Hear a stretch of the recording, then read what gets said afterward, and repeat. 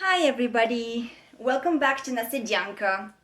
This is the channel where I talk about Bulgarian history and customs and faith and tradition.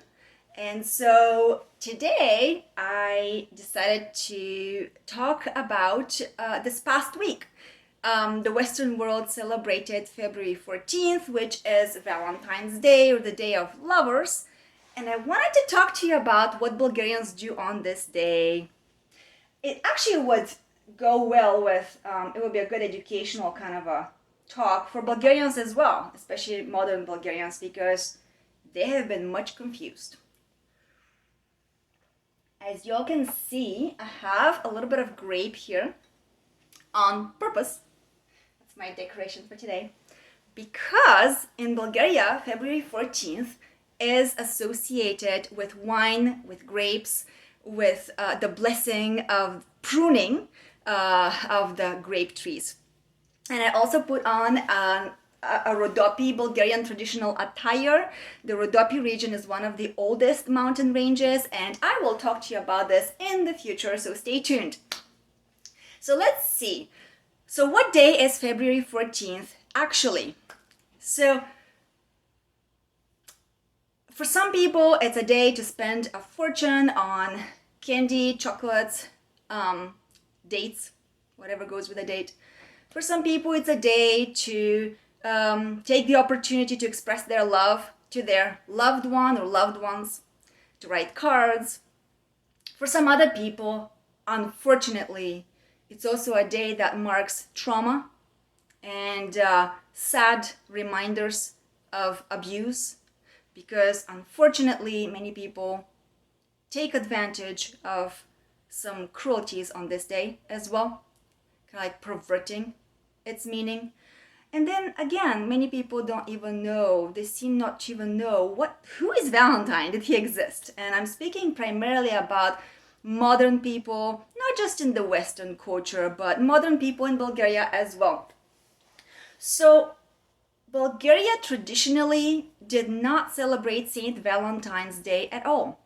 Instead, Bulgarians acknowledge, commemorate, and celebrate this date on this day, February the 14th, Saint Tryphon Zarezan. We call this day Tryphonovden, which literally in English means Tryphon's Day. So this while the Western culture, the Western world relates this day with chocolates, with kissing, with dating, Bulgarians relate this day with pruning grapevines and winemaking. And so this holy martyr is considered the patron of wine growers, winemakers, and innkeepers. And he is a saint, a canonized saint in our Orthodox Christian Church, who has often been depicted as a young man carrying various cutting tools. Few people, though, are well acquainted, however, with the life of Saint Tryphon Zarezan. Few know the life story of Saint Valentine either.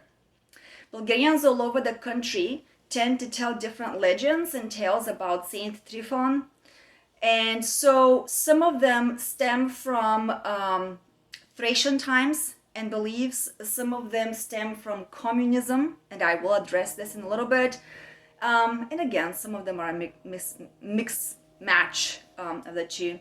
So in this video, we are going to explore people's beliefs and their actual history and the historical facts actually behind who those people were and are. Okay, so who is Tryphon Zarezan? According to the Orthodox Church, Tryphon Zarezan is a canonized holy martyr who is commemorated on February the 14th. He was born around 225 AD in the village of Komsada, which is located in Asia Minor. At that time, the Roman emperor was ruled by, the Roman emperor was Gordian, and he ruled between 238 and 244. So he didn't persecute Christianity, and because of this, because of his sincere and pure faith, this saint Tryphon was able from a young age to receive the grace of God, and through his prayers he actually healed the sick and the needy. Through his prayers, the emperor's daughter, Gordiana, who had been suffering from a mental illness, was also healed. So at that time, Tryphon was 17 years old, and after that miracle, many non-believers, many pagans were intrigued by Christianity naturally by watching and witnessing those miracles. So of their own volition, they began to seek baptism and conversion. Unfortunately, after the Emperor Gordian's rule, Decius Trajan ascended the throne, so he ruled from 249 to 251 AD. The new Roman ruler subjected Christians to some of the most atrocious, cruelest persecutions. Saint Tryphon at that time was captured, and he was put on trial not only for being a Christian, but also he was accused for being a spreader of Christianity. And again, I want to remind you that Orthodox Christianity, the original church, has never oppressed people with conversion. Orthodox Christians stand for the truth. They basically do what they do. You know, if healing happens, it happens. If people ask us a question, we say the truth. And you can imagine what kind of times those were, that the pagans at that time in the Roman Empire actually were not pleased with that. They did not want to hear that kind of truth, and so they subjected Christians to torments. So because Saint Tryphon did not lie by denying his faith, he refused to people please the cruel leadership. This young man was severely beaten. Then he was put for a long time in a dungeon, subjected to inhuman torture, and finally he was brought out and he was cut with a sword because of his refusal to reject the Christian faith.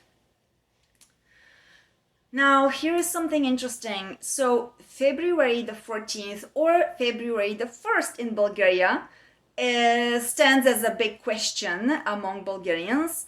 Also, is there really a connection between this saint and the ancient Thracians, who also are our ancestors, and they lived in our lands, as I mentioned in my first few episodes, and also world-renowned wine producers? Let's just talk a little bit about this. So the day of Tryphon Zarezan in Bulgaria was originally celebrated in Bulgaria again on February 14th in honor of this saint. In most recent times, however, relating to the event after the adoption of the Gregorian calendar reform, its celebration was moved to February the 1st, and February 14th began to be celebrated as Valentine's Day officially, formally in Bulgaria. Despite this divergence and confusion, which I will address in future videos, in the Bulgarian tradition, the two holidays actually continue to be intertwined, hence the confusion. So ethnographers claim that the celebration of Tryphon Zarezan actually dates back to the times when the Thracian tribes inhabited the Bulgarian lands. And they associate this with the Thracians' production of aromatic and strong wine that was famous all over the world thousands of years ago, as well as in most recent times.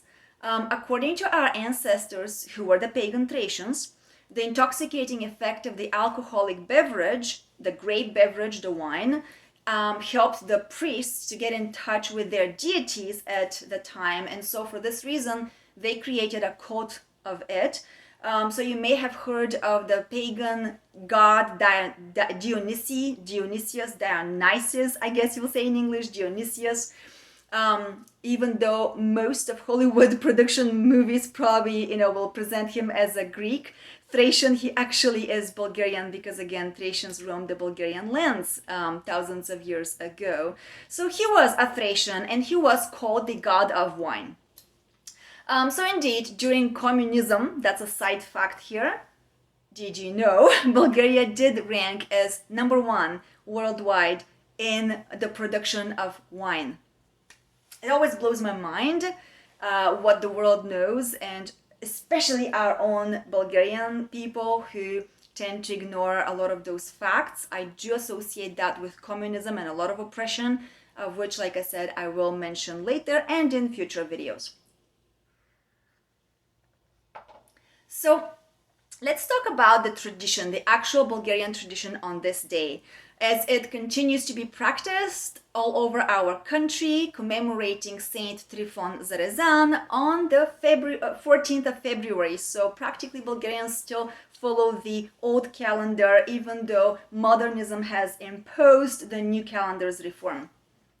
Regardless of its origins in the past, Tryphon Zarezan was associated with many customs, some of which have been so preserved to this day. For example, traditionally, a housewife would get up early in the morning and she would knead and bake ritual bread that's decorated with vine leaves.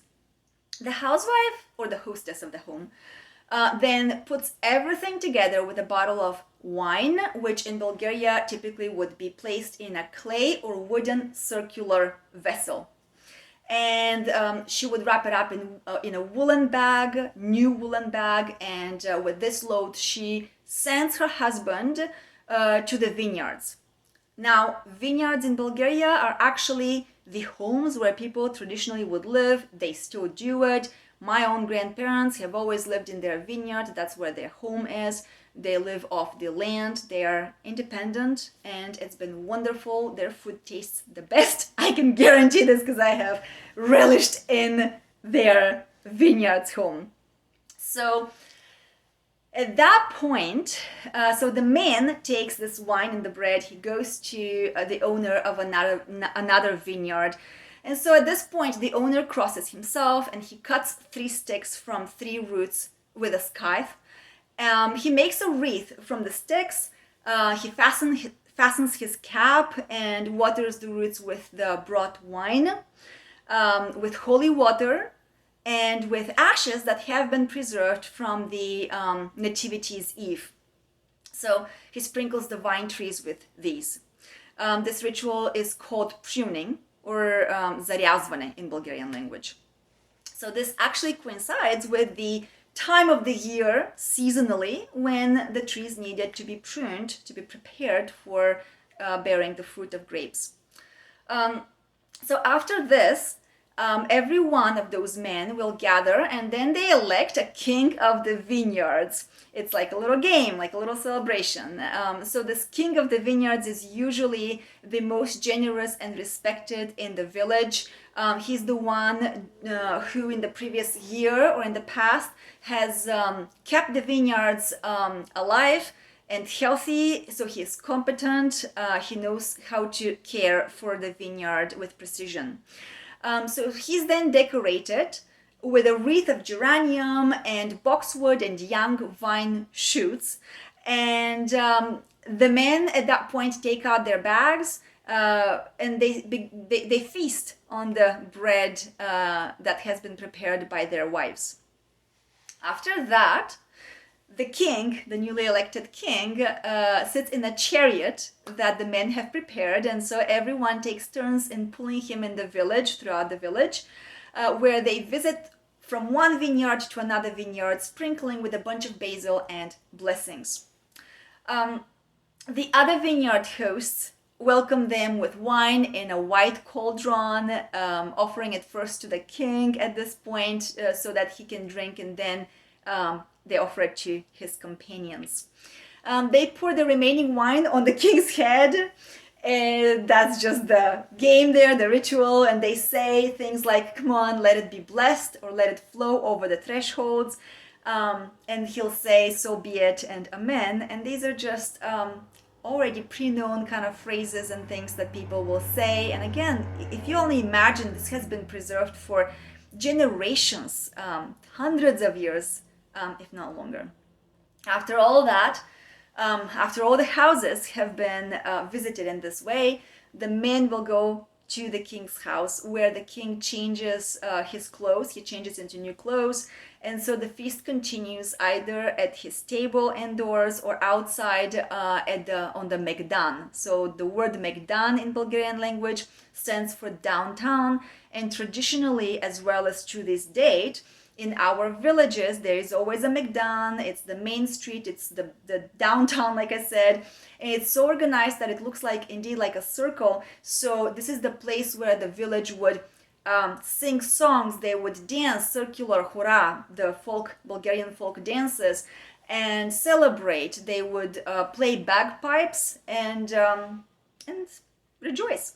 So in this case, on Tryphon Zarezan Day, the men will feast, continue to feast up into the wee hours until the morning, until the first roosters wake the village up. So here's a side note. Many of us Bulgarians have not actually experienced this particular celebration as it's described here. Instead, our family members would call an Orthodox Christian priest who would go from vineyard to vineyard blessing the grapes, and then he would go into somebody's house or downtown where everybody would celebrate together in a more kind of appropriate manner. And Bulgarians do like celebrations, and this is also accepted. I mean, this is normal. This is not, there is nothing wrong with celebrations so long that they don't cross any lines, and we'll mention this in a little bit. Maybe I should add as a side note also that part of Bulgarian history is many centuries of struggles. Bulgaria is a very old country, and so we have endured Ottoman Empire's rule for 5 centuries, communism in most recent times.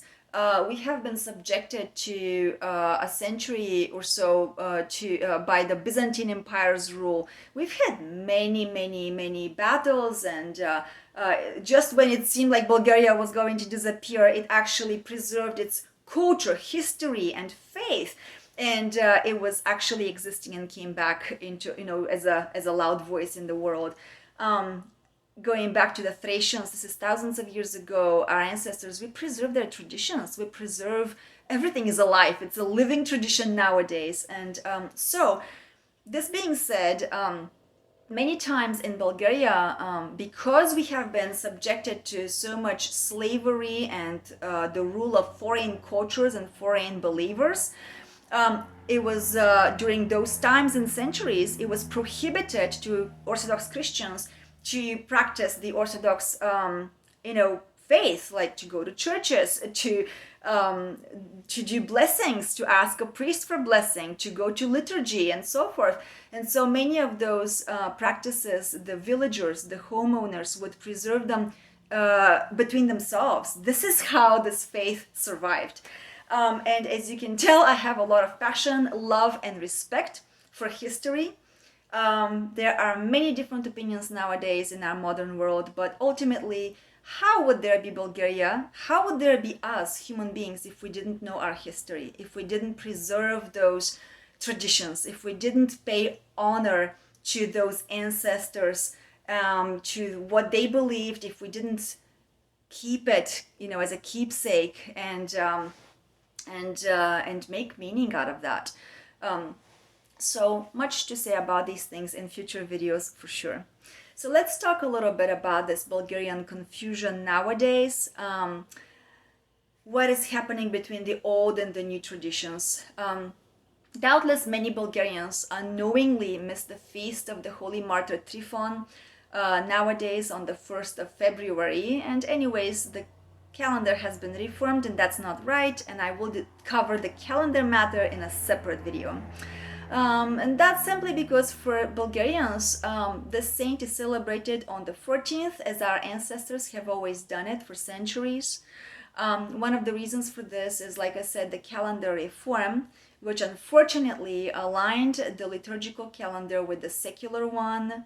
And this is something our church is fighting right now to recover, because again, this is a question of authenticity versus versus changing for something that's deceptive. Let's talk about deception in a little bit. What do I mean? So I want to talk to you about communism in Bulgaria. So the communists were atheists. They imposed an atheist regime in Bulgaria that degraded, it brought a degrading effect on nowadays customs. and traditions. And so it surely left its ugly imprint in our culture. For many years, the atheistic regime in the Communist Party kept people away from churches. It limited the publication of Christian literature. It also altered the books and the study books and the schools about our genuine history, which our church actually preserves. And I speak about Christianity as well as the years before, the thousands of years prior to Christianity. So communism proclaimed a scientific atheism, and it proceeded with brainwashing our culture, our children, our people.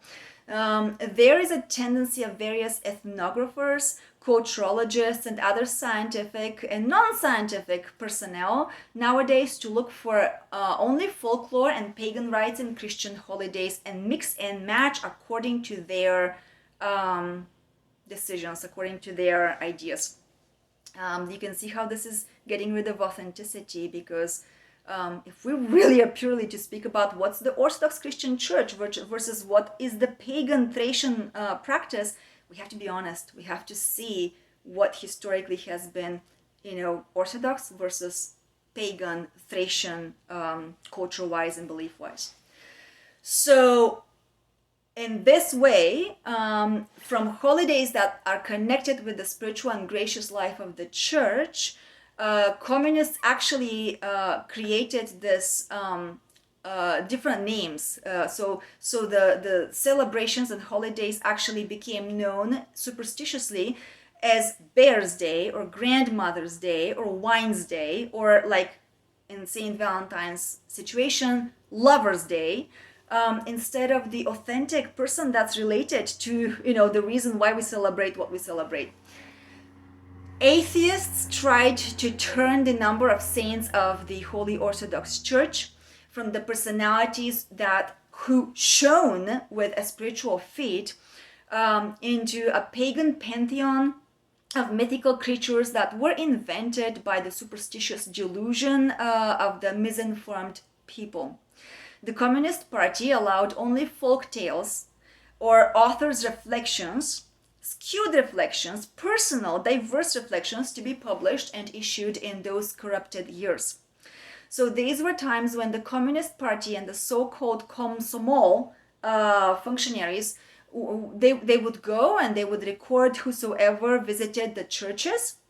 And their function was to threaten those people with dismissal from work as well as expulsion from school. I was born during communism. Thankfully, communism fell apart by the time I was in first grade, but I did catch a few of the treacherous years, as well as the after effects of this whole disaster. So I can tell you from many people who are parts of my family members and friends, dear friends and family, who have experienced that corruption of communism. One, for example, is of a dear family member who, in his youth, his personal story is that he remembers how he went to school one day, and after school he decided to stop by church just to light a candle. Just to light a freaking candle, people.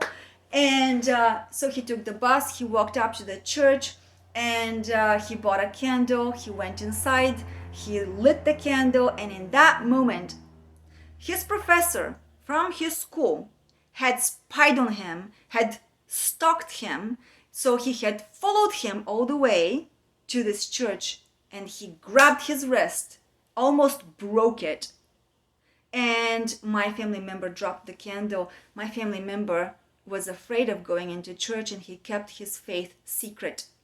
That's called oppression. That's called corruption. That's not right.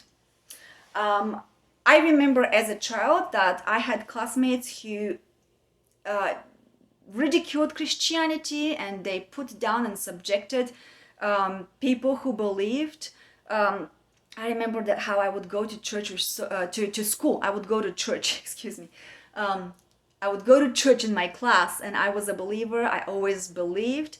So I would hold my icon secretly hidden in a little purse, and I was terrified of how they could kick me out of school, they could get me in trouble, they could, in the very least, mock me, bully me, and I ended up being bullied as well. The Orthodox Christian Church has never sought to convert people, to enforce on people. As a matter of fact, the Orthodox Christian Church never even baptizes people quickly. As soon as people want to be baptized, it gives them time so they can learn what they're doing. So in that manner, communism perverted much. And like I said, this is a huge body of talk. I will prepare videos in the future and I will include them in my channel. But just to stick with our theme here today, I can tell you that in this way, during communism, the church-hating communists replaced truth with many deceptive lies. And those brought in a lot of misinformation. They formed people's perception of reality in a very misinformed manner. They taught Bulgarians something that can be described as a paganism hidden under the name of Christianity. They taught students a history that lacked backup, facts, and evidence. I mentioned in my first few couple of channels about how I was never taught about the practices of our ancient ancestors, the Thracians. I was never taught in school about the Proto-Bulgarians, the ancient Bulgarians. And again, many of these facts will be covered in future videos. But nowadays, Bulgarians are discovering a lot of those facts and they're speaking about it, which I'm glad about. So it is sad that instead of attending the festive liturgy, observing fasts, reading spiritual literature, and in general engaging in activities that lead to spiritual and moral growth, human, holistic growth, which is the purpose of our Orthodox Church, many modern Bulgarians end up tending to associate the holidays with eating, drinking, and partying. And in this way, the result from the communist brainwashing is the reflection upon the modern Bulgarians as a displacement, misrepresentation, and misunderstanding of the true, original, authentic essence of our ancestors, of Christianity, to that. So let's talk about the issue with paganism in another video. There is certainly a lot to tell about that as well. So by now you can definitely observe some such perversions in the feast of Saint and Martyr Tryphon Zarezan. It is time to begin discerning appropriately facts from superstitions. So why the wine growers and winemakers chose this particular saint as their patron is difficult for the Orthodox Christian to determine in Bulgaria. But here are some words to consider. Some believe that this happened in the Middle Ages, maybe even earlier, that Tryphon Zarezan lived and lived his life and healed, like I said, people. Some have come across a special prayer for the blessing of gardens and vineyards to the holy martyr Tryphon. In this way, there is nothing wrong with him being considered the patron saint of vineyards, of wine growers, but it is very important to honor him properly and not perverting the authentic, factual information. If some modern people assume that alcohol abuse and drunkenness can be done in honor of a martyred saint, that this is a Christian act, then they're certainly fallen into the deepest delusion. And to compare and contrast that with the Western celebration of St. Valentine's Day, I would say if some people assume that the celebration of Valentine, Saint Valentine, is appropriate by kissing and dating and forcing people into doing some sexual acts, inappropriate behaviors, this is clearly not Christian. This is clearly wretched and abusive. And unfortunately, like I mentioned earlier, many people have taken advantage in a very misinformed and dark manner in modern times. So the alcoholic outbursts or the abusive, aggressive behaviors, manipulative, gaslighting behaviors are more typical of the pagan orgies of the Thracian deities. The Orthodox Christian Church has always set an example of a healthy balance. She allows the consumption of wine but warns one not to abuse it. Same thing goes with love. The Orthodox Christian Church cannot not be engaged with love. The Orthodox Christian Church teaches a human being how to love, teaches us how to connect with another human being. And love is a holy act. It's not just a feeling. It involves making compromises. It involves admitting when one is wrong. It involves serving each other in a loving manner. That's the expression of love. But in modern days, many people mistakenly look at love as coercion, as abusive, as manipulative. Well, clearly, let's face it, that's not love. So I actually want to share with you in the Orthodox Christian Bible, Psalm 103, verse 15 actually is one where it talks about celebrating with wine, and it is completely normal to have a glass of wine, to do this. It's not a wretched, activity, so long that, again, it's practiced with balance. So this psalm says, I'll just read verses 13, 14, and 15. It says, "You water the mountains from your heights. The earth is satisfied with the fruits of your works. You make grass grow for the cattle and grain for the benefit of men, to make the earth produce food and wine that gladdens man's heart, and oil that makes his face shine, and bread that strengthens man's heart." If we were to abuse wine and oil and bread and love, that would be no longer appropriate wine drinking, appropriate oil use, appropriate bread eating, and appropriate loving. That would be abuse. So we have to discern those two things. Saint Basil the Great has indeed said that drunkenness is the mother of vices, as is abuse. So abuse of wine, abuse of love, abuse of those things is the enemy of virtues. It makes the manly man fearful, the chaste passionate. He does not know justice. He is deprived of prudence. As water extinguishes fire, so does wine affect the mind. So does abuse affect the mind, the thoughts, the body.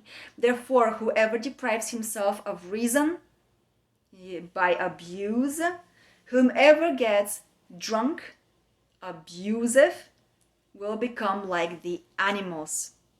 By the way, researchers are finding in psychology that our unreasonable brain, our brain has three main layers. We have a reptilian brain, we have a mammalian brain, and we have rational brain. And so our a human being is called to holistic, to use all of our head, all of our brain functions. Mammals are less developed. Yes, they are God's creation, and we should treat them with love. Absolutely, they're creatures of God, and they have a very strong, powerful intuition. However, the mammalian part of our brain is connected with instinct, and sometimes our instinct can misguide us. Sometimes our instinct can call us to very wretched and abusive, impulsive behaviors. And so if we fall to that degree, we're not practically using the top layer of our rational brain. So I'll talk about more of these things in the future. That's not sidetracked, but I wanted to just give you some backup and some clarity on this matter. So fine, okay. But is there an actual Saint Valentine in the Orthodox Christian Church? So there is a common issue with Saint Valentine among many Bulgarians. And the holiday of lovers is far more complicated to Bulgarians because no saint with such a name has been recorded in our calendar. Saint Valentine, though, lived indeed in the 3rd century during the time of the Roman Emperor Claudius II, Marcus Aurelius Claudius, between 268 and 270 AD. He was also called Gothic because of his victory over the Goths at Nisus or Nis. He was a presbyter, a priest in the city of Rome. He opposed the worship of pagan false gods, standing up for truth again against falsehood. He accompanied the martyrs, helping them to patiently endure the sufferings for the faith. Saint Valentine became the patron saint of lovers in the Middle Ages in this way. Until then, he was revered as the patron saint of youth, of travelers, beekeepers, and epileptics. As the patron saint of those suffering from this disease, as well as the mentally ill, he is still revered today in the Orthodox Church as an intercessor for mankind. So not much is known about his life, and much of what is known has been confused to such an extent that it made it difficult even for the Theological Commission during the Second Vatican Council of the Roman Catholic Church in 1963 through 1965, which had to specify his veneration. The confusion comes from the fact that there are several saints with the same name of Valentine. In the Roman list of martyrs from 1584, three have been mentioned. One was the bishop of the city of Interamnos, which is now the city of Terni in the region of Umbria. The other one was a priest in Rome, and the third one, an abbot and bishop of Rhaetia. So the reason why Saint Valentine was declared the patron saint of lovers, of love, is the most famous episode of his biography, which refers to the blessing of the marriages of the Roman legionaries. So at the time, in order to raise the morale of the legions, the emperor issued an order that was forbidding soldiers to start families. He hoped that in this manner, nothing was going to keep them at home. They were not going to be distracted. They would think only and only of the battles and the glory of the empire, of the Roman Empire. However, many of those soldiers who secretly professed the Christian faith came to Presbyter Valentine, and so he blessed their marriages, their marriage union. And by the way, at that time, the sacrament of marriage had not yet been established in its present form, which is a curious fact. And so he blessed the marriage of the centurion Sabino with a Christian Seratia, and but at that time, the young couple was struck down by typhus, which was raging. And so their parents, actually, who were against their marriage, and they were following the love of the empire, blamed the sickness on the priest. By the way, I should add here that during communism in Bulgaria, Bulgarians were taught to love and love only the country, the rule, the Communist Party. Love between human beings was disrespected, it was put down. But the love for the country, patriotic love for the country, for the motherland, for the party, of course the Communist Party, was elevated. Well, that's a good example of idolatry and again, abuse of power, abuse of love. Coming back to Saint Valentine, another tale tells us how with his fervent prayer, Valentine cured the son of a pagan scientist, Creighton, from chordroma, which is a benign tumor of the cartilage tissue. The unfortunate sick man, by the time of Heremon, was so stooped that his head almost rested on his knee without being able to stand up. So after this incident of healing, which we call a miracle, Heremon himself, his learned father, as well as many of his students, accepted the Christian faith by their own will. Upon learning of the mass conversion, however, the mayor locked Valentine in a dungeon, and there Saint Valentine continued to heal the sick, and in this way, naturally, by their own consent, desire and volition and curiosity, those people turned and converted to the Christian faith. For this, he was sentenced to death. So he's a martyr. So with this, you guys can see that there is a lot of mixing of true facts and superstitious legends.